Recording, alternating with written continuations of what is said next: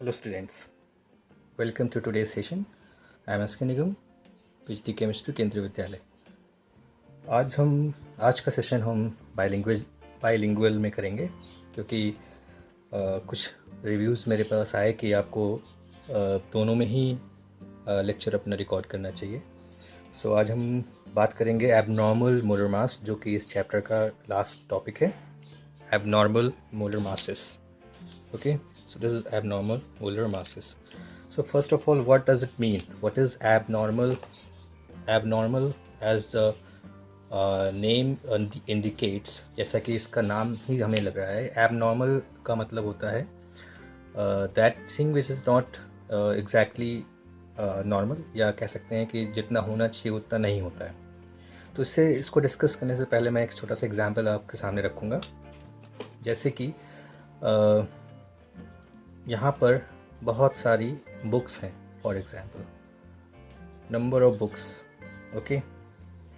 और मेरे पास बच्चे हैं, कुल टोटल मेरे पास 8 बच्चे हैं, और इन 8 बच्चों को 8 बच्चे जो हैं वो दो के ग्रुप में हैं, ओके।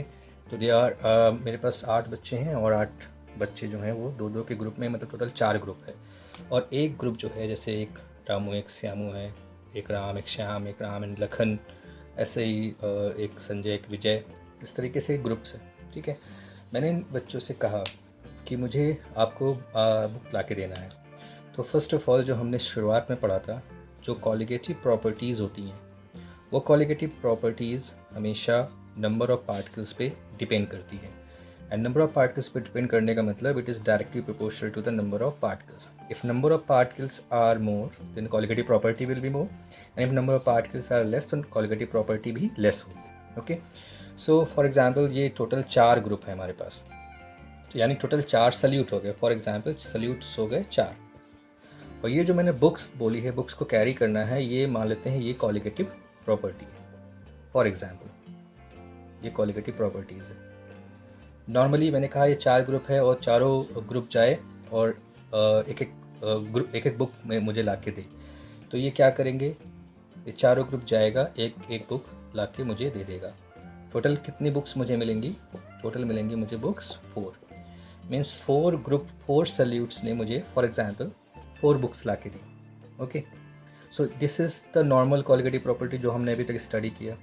पर what is abnormality in it? Abnormality ये है कि ये या 4 बुक की बजाय अगर 4 से बढ़ जाए या 4 से घट जाए, तो इसी को हम एबनॉर्मलिटी बोलते हैं। तो ये एबनॉर्मलिटी किसके ऊपर होगी? ये होगी सल्यूट्स के ऊपर, बिकॉज कॉलिगेटिव प्रॉपर्टी सल्यूट्स के नंबर पे डिपेंड करती है, ओके। सो ये तो पहला केस हो गया जो कि एक नॉर्मल कॉलिगेटिव प्रॉपर्टी को डिफाइन करता है।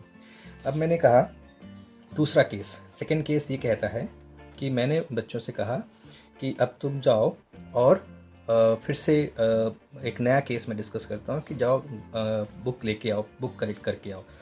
तो जो दूसरी पॉसिबिलिटी है वो ये है कि ये ग्रुप में ना जाके अगर ये इंडिविजुअल जाते हैं तो क्या करेंगे।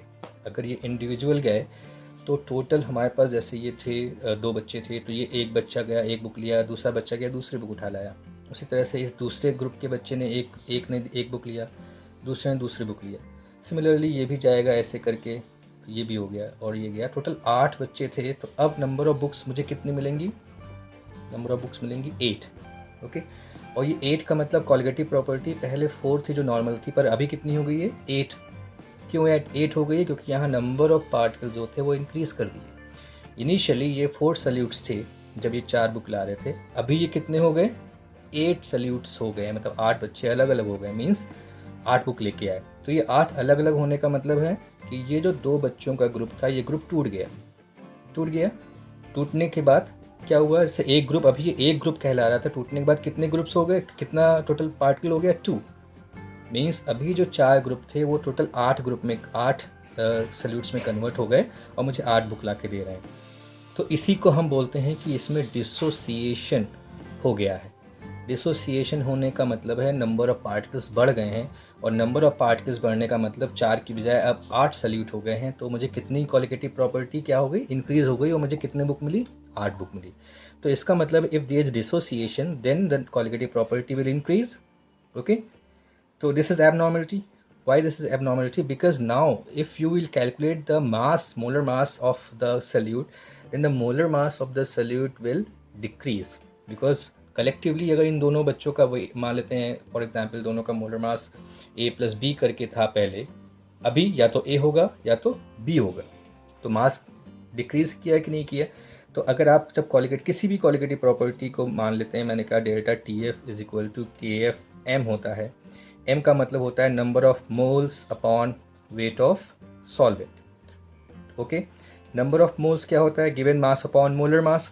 तो गिवन मास है W2 upon M2 W1 into 1000 अगर ये ग्राम में है तो। This is the formula, and in this formula colligative property is inversely proportional to the molar mass. It is directly proportional to number of mole, but inversely proportional to the molar mass. It means अगर number of particles बढ़ेंगे तो colligative property बढ़ेगी, और ये कब बढ़ेगी? जब number of particles कब बढ़ेंगे? जब उसमें क्या हो जाएगा? Dissociation. Okay, so if dissociation will be there, then colligative property will increase, and if colligative property will increase, then what will be the molar mass? ये हमेशा decrease करेगा, because ये inversely proportional है। ये देखो, ये denominator की place पे है, इसका मतलब है कॉलिगेटिव प्रॉपर्टी को आपने बढ़ाया तो मोलर मास हमेशा घटेगा। ओके, तो ये तो एक केस हुआ जिस केस में हमने डिस्कस किया कि डिसोसिएशन हो गया, मतलब ब्रेक डाउन हो गया। फॉर एग्जांपल एक कंपाउंड है KCl, ये KCl एक मॉलिक्यूल है, एक मॉलिक्यूल मतलब एक सोल्यूट पार्ट के, लेकिन जब ये वाटर में डिजोल्व होता है तो ये क्या बनाता है? K plus and Cl minus, mean से टोटल 2 आयंस दे रहा है, तो नंबर ऑफ पार्टिकल्स बढ़े कि नहीं बढ़े? तो जो डेल्टा टी एफ या डेल्टा टी बी या with what ever colligative property की आप बात करते हो, जो उसकी ओरिजिनली होनी चाहिए वो उसकी ट्वाइस हो जाएगी कि नहीं हो जाएगी, अगर ये 100% डिसोसिएशन करेगा तो। ओके, तो ये एक केस स्टडी करते हैं। ये दूसरा केस क्या कहता है कि मान लेते हैं कि अभी ये 4 सल्यूट्स थे जो कि ओरिजिनली थे, मतलब जो मैंने शुरुआत जहाँ से की थी, जो नॉर्मल कॉलिगेटिव प्रॉपर्टी को बता रहे थे। अब मैंने इन चारों ग्रुप से, यानी चारों 8 बच्चों से कहा कि जाओ और बुक कलेक्ट करके लाओ। अगर ये दो ग्रुप जो हैं बहुत दोस्ती रखते हैं आपस में, और ये जैसे ही चलते हैं वैसे ही ये दोनों ग्रुप मिलके एक ग्रुप में कन्वर्ट हो जाते हैं। अगर ये दोनों ग्रुप मिलके एक ग्रुप में कन्वर्ट हो जाते हैं तो ये 4 ग्रुप, टोटल कितने ग्रुप बना रहे हैं? 2। तो अब ये कितनी बुक लेके आएंगे? सिर्फ 2 बुक्स लेके आएंगे। और ये सिर्फ 2 बुक्स लेके आने का मतलब है जो हमारी कॉलिगेटिव प्रॉपर्टी थी वो इनिशियली इट वाज 4, बट ये घट के कितनी हो गई है? 2 हो गई है, मतलब आधी हो गई है। आधी हो गई है क्योंकि इसमें क्या हुआ है? एसोसिएशन हुआ है। तो एसोसिएशन का मतलब जो ग्रुप पहले अलग अलग थे वो ग्रुप ऐड हो गए हैं, मिक्स हो गए हैं, तो 2 ग्रुप मिलके एक ग्रुप बन गया है। टोटल तो 4 में से 2 ग्रुप बने, और 2 ग्रुप का इसी को हम डाइमर कह सकते हैं। इसी तरह से अगर 3 ग्रुप मिलके एक बना लेंगे तो ट्राइमर हो जाएगा। तो उसी हिसाब से जो कॉलिगेटिव प्रॉपर्टी जो 4 होनी थी वो घट के 2 हो जाएगी। ओके, समझ में आया आपको? तो कॉलिगेटिव प्रॉपर्टी घट गई। क्यों घटी? क्योंकि इसमें क्या हुआ? एसोसिएशन हो गया। एसोसिएशन का मतलब अगर इसमें डाइमर बन जाता है या ट्राइमर बन जाता है तो ये एसोसिएशन कहलाता है। जनरली ये ऑर्गेनिक कंपाउंड्स में होगा। ओके, तो कॉलिगेटिव प्रॉपर्टी जो कि डायरेक्टली प्रोपोर्शनल थी नंबर ऑफ मोल्स की, तो अब नंबर ऑफ मोल्स मतलब नंबर ऑफ पार्टिकल्स, और नंबर ऑफ पार्टिकल्स घट गए हैं इन द केस ऑफ एसोसिएशन, तो कॉलिगेटिव प्रॉपर्टी भी घटेगी। और अगर कॉलिगेटिव प्रॉपर्टी घटेगी तो कॉलिगेटिव प्रॉपर्टी के बारे में अभी हमने थोड़ी देर पहले आपको बताया कि कॉलिगेटिव प्रॉपर्टीज़ जो होती हैं वो इन्वर्सली प्रोपोर्शनल होती है मोलर मास ऑफ सल्यूट की, इन्वर्सली प्रोपोर्शन है। इट मीन्स कि अगर कॉलिगेटिव प्रॉपर्टी यहाँ पर अगर घट जाती है तो मोलर मास क्या हो जाएगा? बढ़ जाएगा, बिकॉज इन्वर्सली प्रोपोर्शनल में क्या होता है? अगर एक बढ़ता है तो एक घटता है। तो ये तो हो गया एसोसिएशन का कॉन्सेप्ट। एसोसिएशन में क्या होता है कि जब मॉलिक्यूल्स जुड़ जाते हैं, जैसे कि एक एग्जांपल है कि मान लेते हैं इथेनोइक एसिड है, इथेनोइक एसिड हाइड्रोजन बॉन्ड बना के डाइमर बना लेता है। तो अगर ये 2 इथेनोइक एसिड थे तो ये टोटल मिलके सिर्फ एक ही कंपाउंड, एक ही ग्रुप बना लेंगे, एक डाइमर बना लेंगे। तो थे 2 मॉलिक्यूल, लेकिन जैसे ही उनको बेंजीन में या आपने किसी उसमें डिज़ोल्व किया तो ये हो जाएगा एक डाइमर। इसका मतलब कि जो कॉलिगेटिव प्रॉपर्टी इसकी ओरिजिनली थी वो अब इसकी हाफ हो जाएगी। हाफ हो जाएगी मतलब घट जाएगी। ओके, तो ये तो एक जनरल सा कॉन्सेप्ट था एसोसिएशन का और डिसोसिएशन का। एसोसिएशन में क्या हो रहा था? नंबर ऑफ पार्टिकल्स मिल गए, नंबर ऑफ पार्टिकल्स घट गए, कॉलिगेटिव प्रॉपर्टी घटी। कॉलिगेटिव प्रॉपर्टी घटने का मतलब हुआ मोलर मास बढ़ा। और डिसोसिएशन में हमने क्या डिस्कस किया था कि नंबर ऑफ पार्टिकल्स बढ़ जाते थे, जिसकी वजह से नंबर ऑफ पार्टिकल्स के बढ़ने की वजह से कॉलिगेटिव प्रॉपर्टी बढ़ जाती थी, और कॉलिगेटिव प्रॉपर्टी अगर बढ़ेगी तो मोलर मास उसका घट जाएगा। ये तो मैंने भाई एक छोटे से एग्जाम्पल से आपको एसोसिएशन और डिसोसिएशन से क्या फ़र्क पड़ता है कॉलिगेटिव प्रॉपर्टी में वो मैंने आपको समझाया।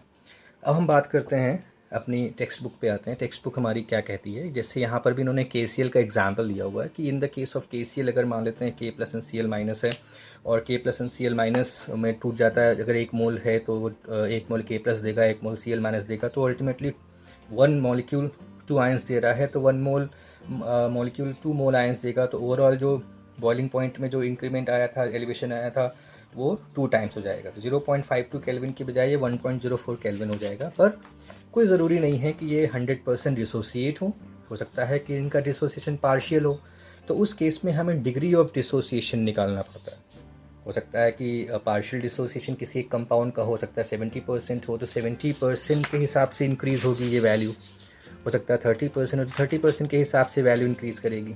सिमिलरली दूसरा केस देखिए, एथेनोइक एसिड का है। एथेनोइक एसिड के 2 मॉलिक्यूल्स थे और जो वो एक ही डाइमर बना रहे हैं, 2 मॉलिक्यूल एक ही डाइमर बना रहे हैं।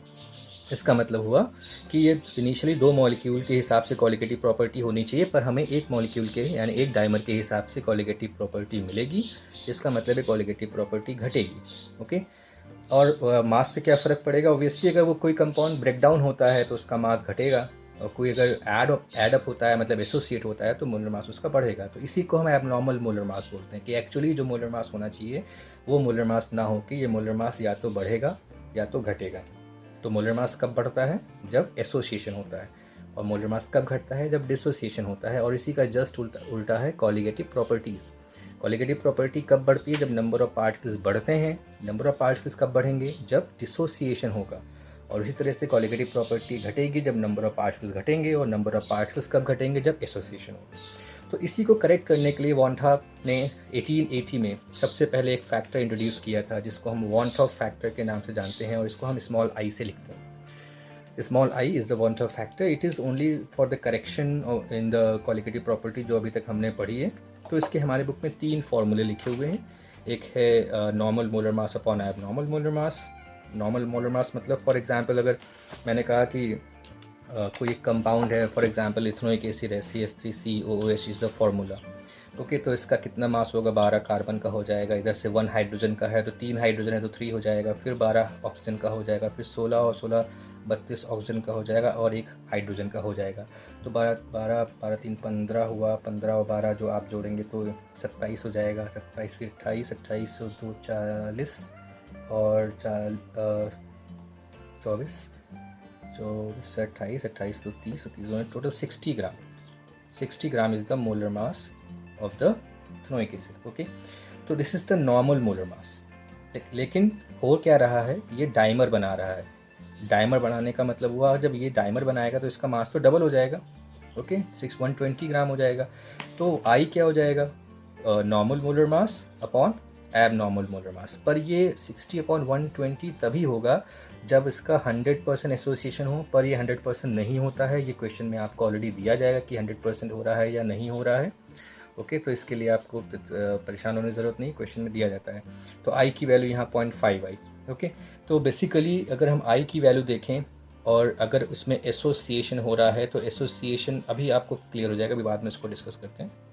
तो ये पहला फार्मूला हुआ कि normal molar mass upon normal molar मास, मतलब जो इसका मोलर मास फार्मूले के हिसाब से होना चाहिए, और एब नॉर्मल मतलब जो आपने कैलकुलेट किया है, जो या जो ऑब्जर्व आया है, इट इज़ एब नॉर्मल। तो with the help of this you can calculate आई।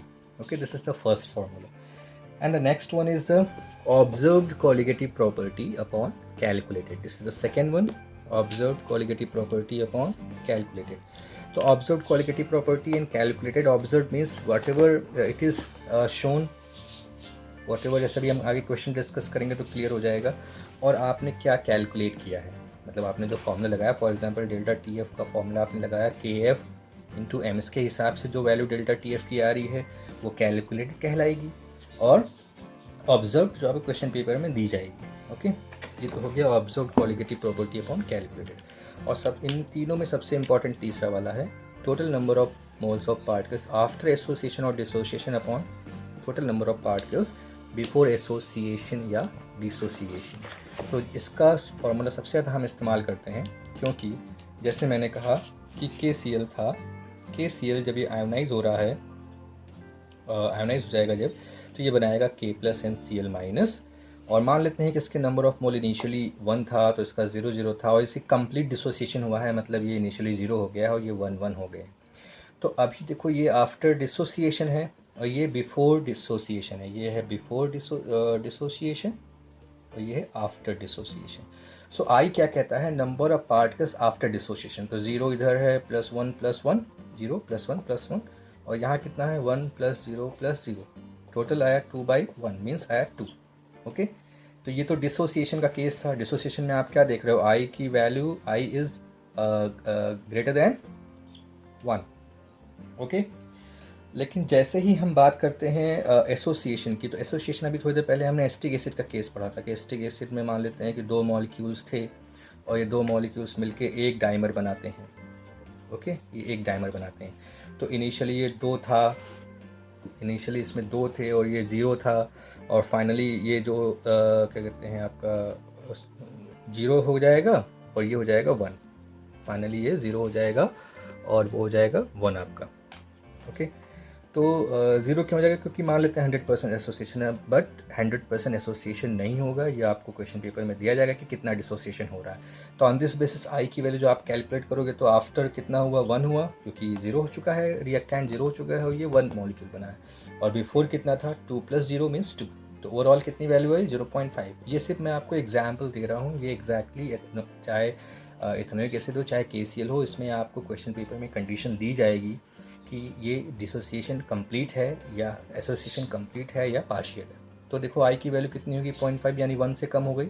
तो अगर एसोसिएशन होता है तो हमेशा आई की वैल्यू क्या हो जाती है, 1 से कम हो जाती है। तो आई की 2 वैल्यू होती हैं, ग्रेटर देन 1 कब होगी, जब डिसोसिएशन हो जाएगा, और आई की वैल्यू लेस देन 1 होगी जब यहाँ पर एसोसिएशन हो जाएगा। ओके, तो इस तरीके से हमने आई के बारे में जाना। इतना तो क्लियर हो गया होगा आपको। अब बात करते हैं कि आई की ज़रूरत कहाँ पड़ेगी। आई की ज़रूरत पड़ेगी हमें सारी कॉलिगेटिव प्रॉपर्टी में। अगर आप अपनी बुक पे जाएंगे तो बुक पे आपको दिखाई पड़ेगा कि all the colligative properties in all the colligative property I term is introduce. For example, this is the relative lowering of vapour pressure, and the relative lowering of vapour pressure I term is introduced here. Similarly delta TV में आई आ गया, delta TF में आई आ गया, और पाई में भी आई आ गया। तो सिर्फ सिंपली आपको आई कैलकुलेट करना है और आई को यहाँ प्लेस कर देना है। जैसे कि यहाँ कुछ एग्जाम्पल भी डिस्कस किए हुए हैं कि मान लेते हैं कि कोई स्ट्रॉन्ग इलेक्ट्रोलाइट है, तो स्ट्रॉन्ग इलेक्ट्रोलाइट तो 100% डिसोसिएट होते हैं, जैसे KCl, NaCl, MgSO4। तो जब ये डिसोसिएट होंगे तो KCl कितने आयंस देगा, 2 देगा। ओके, NaCl भी 2 देगा, और MgSO4 जो है वो भी आपको 2 आयंस देगा। तो total number of ions after dissociation 2 हो जाएंगे। और बिफोर डिसोसिएशन मान लेते हैं 1 है, तो इसकी आई की वैल्यू आ जाएगी 2। इसकी आई की वैल्यू हो जाएगी 2। ओके, लेकिन अगर मैं ये कहता हूँ कि the compound is K2SO4, and जब ये डिसोसिएट होगा तो ये 2K+ और 1SO4 2- में कन्वर्ट होगा, मतलब 2 आयन एंड 1 आयन, और ये हो जाएगा 0 आफ्टर डिसोसिएशन। तो आई की वैल्यू आफ्टर डिसोसिएशन 2 + 1 3 आयन्स, और बिफोर कितनी थी, 1 थी, क्योंकि ये अकेला था। तो 3/1 मीन्स आई की वैल्यू 3 आ गई। तो डिसोसिएशन में हमेशा हमने देखा कि वैल्यू बढ़ जाती है। अब जल्दी से हम एक छोटा सा एग्जाम्पल, 2 एग्जाम्पल हमारे बुक में, उसको हम डिस्कस कर लेते हैं, क्योंकि बहुत लंबी मेरी वीडियो हो जाती है जिसको आप बोर हो जाते हैं उसको देखने में। तो चलिए देखते हैं फटाफट। 2 gram of benzoic acid dissolve in 25 gram of benzene shows a depression in freezing point equal to 1.62 Kelvin. Molar depression constant for benzene is this. What is the percentage association of the acid if it form a dimer in the solution? So all the conditions are given here. पहले क्या करना है, आपको सारे given चीज़ों को लिख लेना है। जैसे ये W2 मतलब सल्यूट का मास दिया है 2 ग्राम है, सल्यूट आपका बेंजोइक एसिड है। फिर 25 ग्राम आपको W1 दिया है, यानी सॉल्वेंट है। KF की वैल्यू दी है, डेल्टा TF की वैल्यू दी गई है। दिस इज़ द वैल्यू जो आप कह सकते हो कि ऑब्जर्व है। तो इसको हम 2 तरीके से सॉल्व कर सकते हैं, इन दोनों में से किसी भी एक फॉर्मूले को हम अप्लाई कर सकते हैं। जैसे आपके एग्जाम्पल में इस फॉर्मूले को अप्लाई किया है, normal molar mass upon abnormal. आप चाहो तो ऑब्जर्व कॉलिगेटिव प्रॉपर्टी और कैलकुलेट को भी कर सकते हो। क्या करना होगा, जो यहाँ पे डेल्टा TF दिया है ये आपका ऑब्जर्व में आएगा, और आप जो फॉर्मूला लगा के निकालोगे वो आपका कैलकुलेटेड हो जाएगा। फिर यहाँ से भी आप आई निकाल सकते हो। तो इन्होंने क्या किया है, सारी वैल्यूज़ की हेल्प से M2 की वैल्यू निकाली है, जो कि 241.98 ग्राम पर मोल आई है। तो ये हो गई एक्सपेरिमेंटल मोलर मास, यानी abnormal molar mass you can say. अब इन्होंने इक्वेशन फ्रेम किया है, डाइमर की इक्वेशन बनाया, और डाइमर की इक्वेशन बनाने के बाद इन्होंने एक सिंपल सा जो हम इक्विलिब्रियम में कंडीशन रखते थे उसका इन्होंने इस्तेमाल किया है। कि मान लेते हैं कि इनिशियली ये 1 मोल था, तो ये 0 मोल था। फाइनली मान लेते हैं कि इसमें x डिग्री ऑफ एसोसिएशन था, तो अब कितना बचेगा, ये 1 माइनस एक्स बचेगा। ये 1 माइनस एक्स बचेगा तो ये कितना होगा, x अपॉन 2 होगा। वाई x अपॉन 2 क्यों होगा भाई, ये क्योंकि ये 2 से मिलके 1 बना है, तो अगर यह 1 था तो यहाँ आधा ही तो होगा। अगर x एसोसिएशन हुआ है यहाँ पे तो x अपॉन 2 ही तो मिलेगा। तो अब यहाँ पे सीधे इन्होंने I का फॉर्मूला लगाया है कि number of particles after association, तो रिएक्टेंट 1 माइनस एक्स है और x बाई 2 आपका हो जाएगा प्रोडक्ट, डिवाइडेड बाई, इनिशियली इन्होंने 1 माना था इस क्वेश्चन में, पर बहुत सारे क्वेश्चन में नंबर ऑफ मोल्स भी निकालते हैं हम, नंबर ऑफ मोल्स n की वैल्यू यहाँ रख के इसको सॉल्व करते हैं, तो आप किसी भी तरीके से इसको सॉल्व कर सकते हो। इसको सॉल्व करने के बाद देखिए यहाँ पे इन्होंने 1 minus x plus x by 2, because 1 है तो उसको सॉल्व करने के बाद वैल्यू आती है 1 minus x by 2, this is I. Okay, this is I. और इस आई को, ये आई है, इस आई को हमने नॉर्मल मोलर मास अपॉन एब नॉर्मल मोलर मास पे रख दिया। नॉर्मल क्या होगा, जो इसके बेंजोइक एसिड के फॉर्मूले से निकलेगा, C6H5COOH। अगर आप फॉर्मूले में कार्बन का 12, हाइड्रोजन का 1 और ऑक्सीजन का 16 रख के सॉल्व करोगे तो 122 आएगा। दिस इज नॉर्मल मोलर मास। और ये एब नॉर्मल क्या है, जो आपने कैलकुलेट किया है सारी गिवन सिचुएशंस के हिसाब से, वैल्यू पुट की, आई की वैल्यू आ जाएगी, जो कि इन्होंने इस फॉर्मूले के बराबर इक्वेट कर दिया, I is equal to this.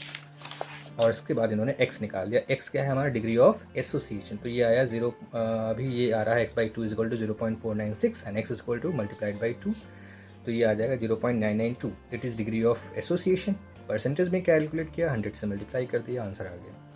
Similarly एक और एग्जाम्पल है, ये भी देख लेते हैं। 0.6 ml, it is the volume of the acetic acid having density this is the density of the acetic acid. तो इसकी हेल्प से ये क्यों दिया गया है, ये आपको मास निकालने के लिए दिया गया है कि, तो आपको पता है कि density is equal to mass upon volume होता है, तो यहाँ से आप mass of given mass of acetic acid निकाल सकते हैं, density multiplied by volume. Total 1 litre का सोल्यूशन बनाना है। The depression in freezing point observe जो है वो आपको दिया गया है, यानी कि ये ऑब्जर्व क्वालिटेटिव प्रॉपर्टी है। Calculate the want of factor, यानी आई निकालना है और डिसोसिएशन कांस्टेंट निकालना है। तो आई निकालना बहुत आसान है, क्या करेंगे हम, सीधे ये वाला फॉर्मूला लगाएंगे, observe qualitative property upon calculated, observe जो इसमें दी गई है और कैलकुलेटेड जो आप निकालेंगे। सबसे पहले number of moles of acetic acid कैसे निकलता है, given mass upon molar mass of acetic acid. Given mass इस फॉर्मूले से निकालेंगे, density is equal to mass upon volume से, density into volume, density is 1.06, देखिए लिखा है, वॉल्यूम कितना था 0.6 ml, this is the mass, given mass of acetic acid upon acetic acid का molar mass, n number of moles आ गया। इसी से मोलालिटी निकाल लेंगे, number of moles upon weight of solvent. इसको सॉल्व करने के बाद, क्योंकि यहाँ पर जो हमने वैल्यूज़ रखी है उसको कन्वर्ट करना पड़ेगा आपको, ml में है तो उसको लीटर में है तो ml में, जैसा भी समझ में आएगा आपको आसानी से, जब आप सॉल्व करने बैठोगे तो आप समझ जाएंगे। ये हो गई मोलालिटी।